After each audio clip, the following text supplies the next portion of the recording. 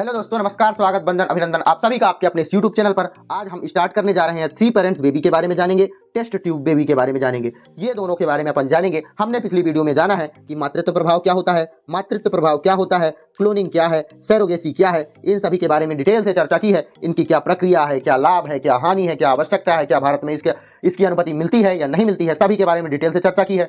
आप वीडियो के डिस्क्रिप्शन में लिंक है प्लेलिस्ट का, आप जाकर देख सकते हैं। चलिए स्टार्ट करते हैं 3 पेरेंट्स बेबी।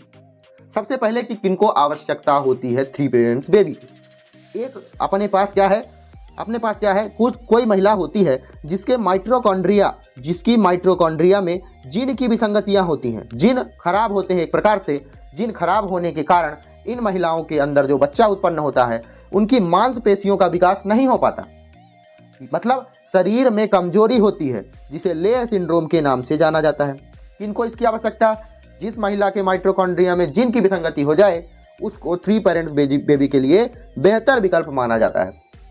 ठीक है, इसकी क्या प्रक्रिया होती है, प्रक्रिया के बारे में जानते हैं। प्रक्रिया क्या होती है, ध्यान से सुनिएगा कि प्रक्रिया क्या होती है।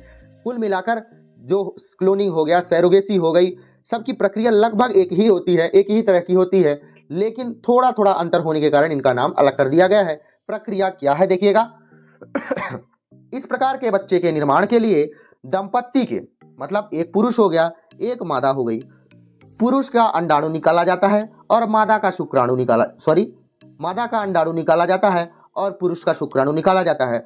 इसके केंद्र को किसी अन्य महिला के खाली अंडाणु मतलब उस अंडाणु के केंद्र को बाहर कर दिया जाता है। ठीक है, में प्रवेशित करा दिया जाता है, इसका अंडाणु निकाला महिला का, पुरुष का शुक्राणु निकाल दिया और जो दूसरी महिला थी उसके खाली अंडाणु में प्रवेशित करा दिया गया, ये दोनों को, अंडाणु और शुक्राणु को, जिसके कारण इस बच्चे में 3 व्यक्तियों की आनुवंशिकीय लक्षण प्राप्त हो जाते हैं, मतलब उपस्थित होते हैं। इसलिए इसे 3 पेरेंट्स बेबी के नाम से जाना जाता है। सबसे पहली बार 3 पेरेंट्स बेबी को मैक्सिको में जन्म दिया गया है। 2017 में ऐसे बच्चे का जन्म हुआ जो अभी तक जीवित है, तथा यूके ऐसा पहला देश बन गया जिन्होंने 3 पेरेंट्स बेबी को वैधानिकता प्रदान कर दी, मतलब कानूनी मान्यता दे दी है। कब? 2017 और 18 में। समझ में आई प्रक्रिया क्या होती है? फिर से सुनिएगा कि प्रक्रिया क्या होती है। किसी मादा के अंडाणु को निकालकर और पुरुष के शुक्राणु को निकालकर किसी अन्य मादा के खाली अंडाणु में प्रवेशित करा दिया जाता है। खाली अंडाणु मतलब उसका केंद्र निकालकर, अंडाणु का केंद्र निकालकर खाली अंडाणु में प्रवेशित करा देना ही 3 पेरेंट्स बेबी की एक प्रक्रिया है। ठीक है, समझ में आई बात। अब चलते हैं अपन टेस्ट ट्यूब बेबी क्या होता है। टेस्ट ट्यूब बेबी क्या होता है इसे हम इंग्लिश में इन विट्रो फर्टिलाइजेशन के नाम से भी जान सकते हैं, IVF तकनीकी के नाम से भी जान सकते हैं। इसकी क्या प्रक्रिया होती है? इस तकनीकी का उपयोग तब किया जाता है, कब, किसको आवश्यकता होती है? जब किसी महिला के फैलोपियन ट्यूब में समस्या होती है, मतलब जाइगोट नहीं बन पाता है। ठीक है, जाइगोट नहीं बन पाता है। फैलोपियन ट्यूब में क्या होती है? विसंगतियां होती है, समस्या होती है, या पुरुष में शुक्राणुओं की संख्या कम होती है, पुरुष के शुक्राणुओं की संख्या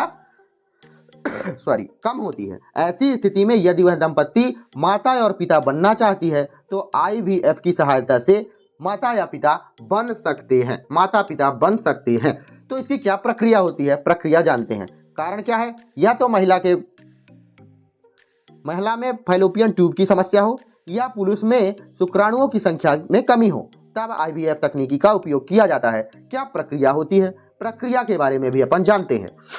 चलिए, इस तकनीकी में अंडाणु और शुक्राणु की मुलाकात एक कृत्रिम रूप से बनाई गई परख नली में कराई जाती है। अंडाणु और शुक्राणु दोनों को परख नली में डालकर उसमें विद्युत धारा का झटका देने पर जब 16 से 32 कोशिकाओं की अवस्था हो जाती है, किसकी?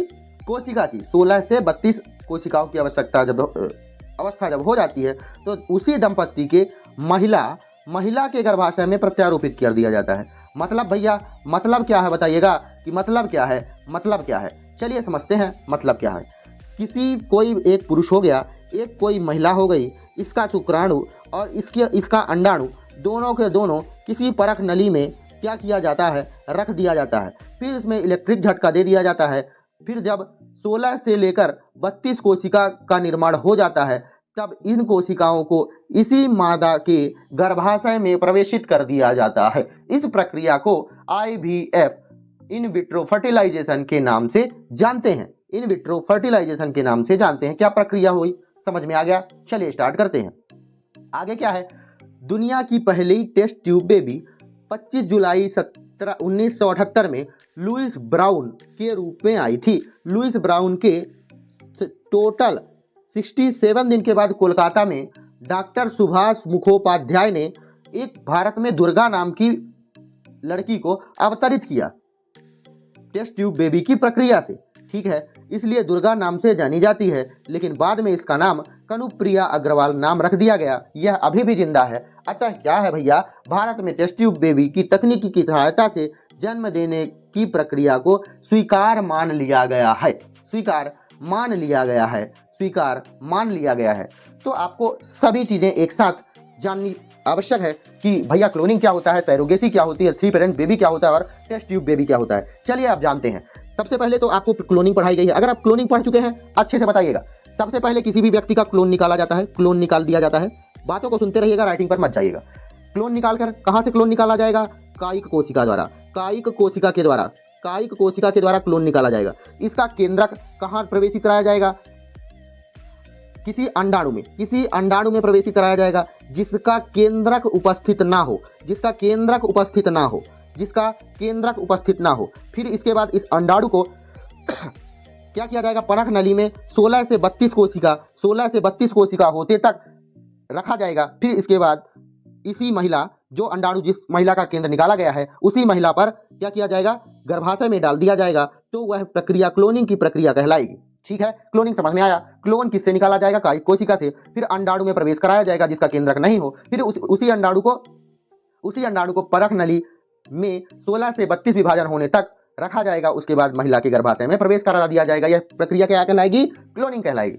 अगला है भैया सैरोगेसी। क्या? सैरोगेसी। Surrogacy, surrogacy. ठीक है, सैरोगेसी क्या है? किसी भी शुक्राणु, ये शुक्राणु हो गया, ये अंडाणु हो गया, इस दोनों अंडाणु को निकालकर परख नली में 16 से 32 कोशिका होते तक रखा जाएगा इलेक्ट्रिक शॉर्ट से। मतलब इसमें जाइगोट का निर्माण कराया जाएगा। कुल मिलाकर यह है। अगला सैरोगेसी, ये इस महिला में प्रवेशित नहीं कराया जाएगा, किसी अन्य महिला में प्रवेशित कराया जाएगा। किसमें? गर्भाशय में। किसी अन्य महिला के गर्भाशय में प्रवेशित कराया जाएगा। फिर उस महिला को वह महिला बच्चे को उत्पन्न करेगी। उसे क्या कहा जाएगा? उस महिला को सैरोगेट मदर के नाम से जाना जाएगा। सैरोगेसी भी समझ में आ रहा है क्या? शुक्राणु और अंडाणु परख नली में जाइगोट बनाया गया, जाइगोट को किसी दूसरी महिला के गर्भाशय में प्रवेशित कराया गया और इसे अपन क्या कहेंगे? सैरोगेट मदर के नाम से जानेंगे। ठीक है, सैरोगेट, इसे अपन हिंदी में किराए की कोख भी कह सकते हैं। अगला क्या है? आज पढ़े अपन 3 पेरेंट्स बेबी। ये क्या होता है? एक शुक्राणु हो गया, एक अंडाणु हो गया। शुक्राणु और अंडाणु, यहाँ पास परख नली नहीं होगी, नली नहीं होगी। किसी तीसरी, सेकेंड, मतलब ये एक शुक्राणु हो गया, ये पुरुष हो गया, ये महिला हो गई। ये सेकेंड महिला के सीधे गर्भाशय में प्रवेशित कराया जाएगा इसे। फिर यह बच्चे को उत्पन्न करेगी, सीधे बच्चे को उत्पन्न करेगी। तो यह 3 पेरेंट्स बेबी के नाम से जाना जाएगा। 3 पेरेंट्स बेबी के नाम से जाना जाएगा। इसमें परख नली भैया नहीं आती है। अगर परख नली आती तो सैरोगेसी की प्रक्रिया बिल्कुल सेम हो गई होती, लेकिन इसमें परख नली नहीं आती है। ठीक है, चलिए इसके बाद क्या है? 3 पेरेंट्स बेबी हो गया। अब भैया अपन आते हैं टेस्ट ट्यूब बेबी में। टेस्ट ट्यूब बेबी क्या किया जाता है? ये पुरुष, ये मेल हो गया और ये फीमेल हो गई।